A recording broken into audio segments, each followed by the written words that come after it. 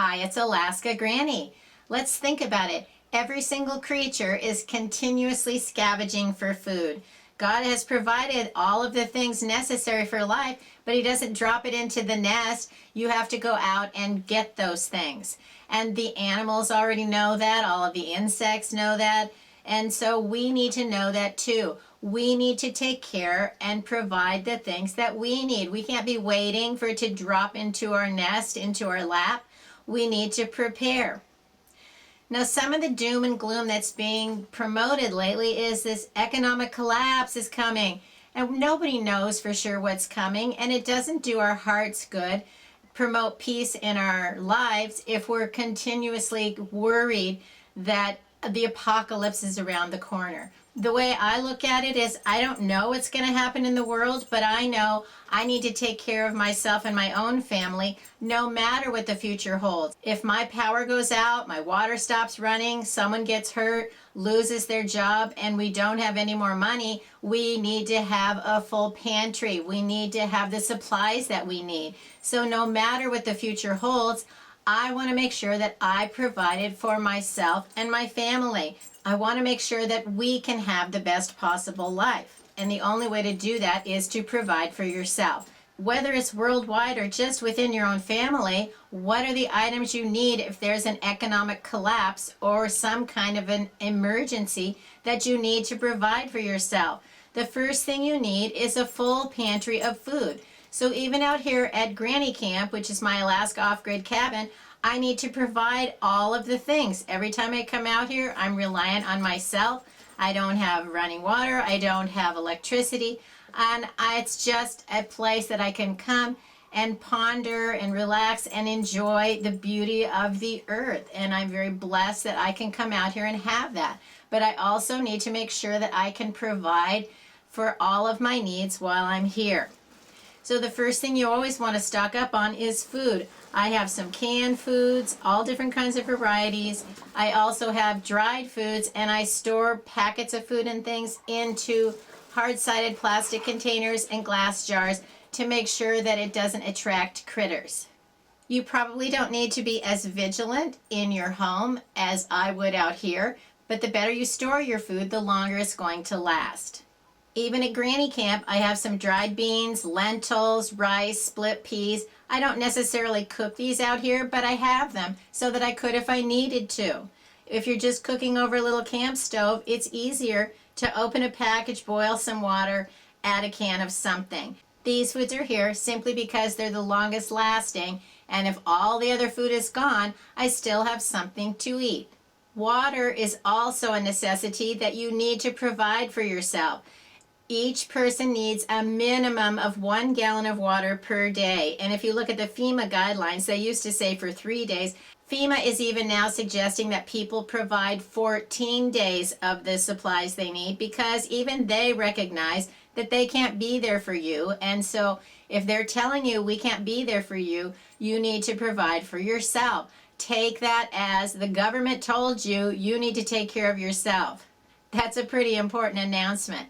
So get all of the water that you possibly can. And then what if your water runs out and you need to provide more water? You need to have a way to filter water, to purify water. Some way that even if the water is still running in your home, but it gets contaminated, you need a way to purify it. If the water stops running and you've used up all of your water and you need to collect wild water, make sure you have at least a bucket or something so that you have a way to gather that water and bring it home. Then you need some kind of a filter, you need some bleach, some aqua tabs, some way to purify that water so that you can continue to have the things that you need. Think about the kinds of soaps and detergents that you use. Dish soap, laundry soap, hand soap, body wash, shampoo. All of those products that you use on a daily basis are products you should have an extra supply. No, you don't need to have something the size of a grocery store stockpile, but it's certainly helpful if you have at least one extra of every item that you use on a daily basis.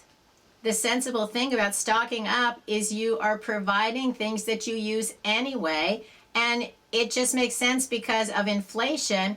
you're probably going to be paying less today to use those things tomorrow. So having extras in your stockpile means you have one to use, one on your shelf, and when you finish using the one, then you go to your stockpile and you get another one, and then you replace the one from your stockpile so that you always have a fresh supply of items that you count on, whether it's food, soap, or any of the items that we count on using. Make sure you have extra toothbrushes, toothpaste. You can even buy travel sets that are easy to go into your bug out bag, or keep one in your get home bag. Keep one in your emergency gear. And if you have a dog like my Teddy, he finds toothbrushes and chews them up, so we've been going through them quite rapidly around here. Baby wipes are great. You can use them for a quick cleanup, and if you don't have a good supply of water, this is a great way to get clean.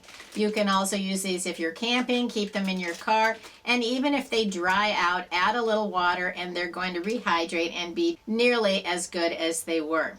I like to store baby wipes in a Ziploc bag so that you have an additional layer in case it gets a puncture, then they don't all dry out. I also store them where the opening section is. I store that down in case there's any kind of a leak. It's going to help keep the moisture in and help stop them from drying out. Do you like lotion, chapstick, hairbrushes? Get all of those things. All of the things that you use, you need to make sure that you have a few extras. It's not a joke. You should have as much toilet paper as you can. If you remember back to the beginning of the pandemic in 2020, it became a joke simply because of the hardships people had trying to make sure they had enough. Toilet paper is also something that you want to store with your bug out bag, with your get home bag, all of your emergency gear. When I go camping, I assign each person their own roll of toilet paper. It goes into a Ziploc bag, and then you are responsible for how much you use. And it is surprising how much longer it lasts when people know they're rationing it for themselves. When they just see roll after roll after roll, they just keep using it. They don't even think about it. But when it's like, wow, this is my roll, and when it's gone, I don't know what I'm going to do, then it lasts surprisingly longer. Make sure you have first aid supplies. You can get a comprehensive kit to begin with and then fill it in with the things you need, or simply make your own. Whether it's Band-Aids, ointments, gauze pads, thermometers, eye drops, tweezers, think of all of the things that you would need if someone was hurt or injured, and those are the items you want to have with your first aid gear. You should have a full supply of first aid in your home. You need to have some in your car, and you need to have supplements with your bug out bag, your get home bag, your camping gear. The things that are important to you would be your health and safety, and so having a bountiful supply of first aid gear is important. Think about other items that you use: reading glasses, pens and pencils, paper to write notes and lists. Those are items that you could easily pick up a few extra, store them together so that you have your items. One strategy that I've been implementing is when I have something and I ask myself, where will I look for this? And that's how I know where to put it away. We tend to lose track of things because we need to know everything has a place and we put it in its place. But if it doesn't have a home, we don't know where to look for it. We just set things down and then we spend all of our time running around looking for where did I put that down.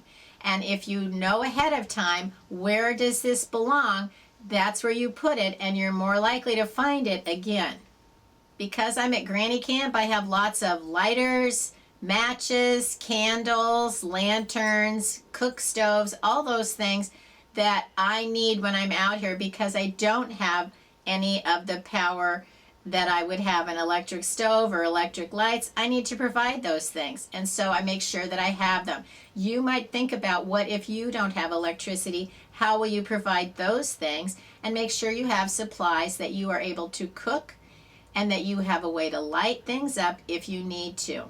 Rechargeable items are fantastic, but if you live in the north where there isn't much sun all winter long, you could have a very hard time trying to recharge those items. Have a variety of items, some maybe with batteries, some that are solar powered, and then some that are just plain old-fashioned oil lamps, candles that you can still provide the heat and light that you need. Even at Granny Camp, I keep a supply of garden seeds, simple things like microgreens that can grow easily in these kind of conditions. There are certain times of the year that we can find garden seeds readily, and that's usually in the spring. But keep an eye out, because you never know when there are leftovers that'll go on sale or when the new supply will come in. Then you want to choose seeds that you know can grow in the climate where you live. Find out what your neighbors can grow in their garden. Try growing some things in your garden. Everything doesn't grow everywhere. You can do a little reading about what are the best crops to plant where I live. Find out what zone you're in and what plants can grow best in your area, and those are the types of seeds that you'll be most successful with. If you can find heirloom seeds, get those, because those plants will produce seeds that you can plant again. Many of the seeds that you find these days are genetically modified or they're hybrids, and you may not be able to get a second crop because they may not produce viable seeds. Store them in an airtight container in a cool, dark, dry place, and they should last for a long, long time.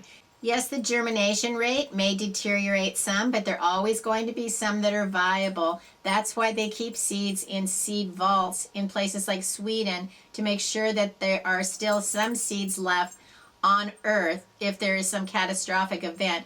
They have stored away all of the different kind of seeds that they can. It's sort of like Noah's Ark for seeds. Be aware that in emergency situations, people die from infections. They have dirty water, unclean food, and they end up getting sick. Make sure you have the medicines that you need, not only on a regular basis, but in case you become ill. You don't want to die from diarrhea from unclean water. So have safe to eat food, a supply of water, a way to purify it, a way to keep clean, and then any medicines to help you make it through should you become sick. Then every emergency kit should include cash, and you should have small bills so that in an emergency you could still buy the things that you need. Keep your car with at least a half a tank of gas at all times. You never know when you might have to evacuate, drive to the hospital, try to go help someone. We never know, and you don't want to be caught without enough gas. And if you do run out of gas, are you able to help yourself? Do you even own a gas can? Could you go and get more gas and bring it to wherever your car is? Nobody knows what the future holds, but we do know that we can ease the way by being prepared. It only makes sense to be prepared and not scared, to think about what could happen and then plan. What would I do if that happened? And then you know what you're going to do. You don't panic. Then you have a plan of action that you can implement that can help you make the best of every single day of your life. If you enjoyed my video, I hope you'll share it with someone else you think might like it. Please subscribe to the Alaska Granny channel. Teddy, come back.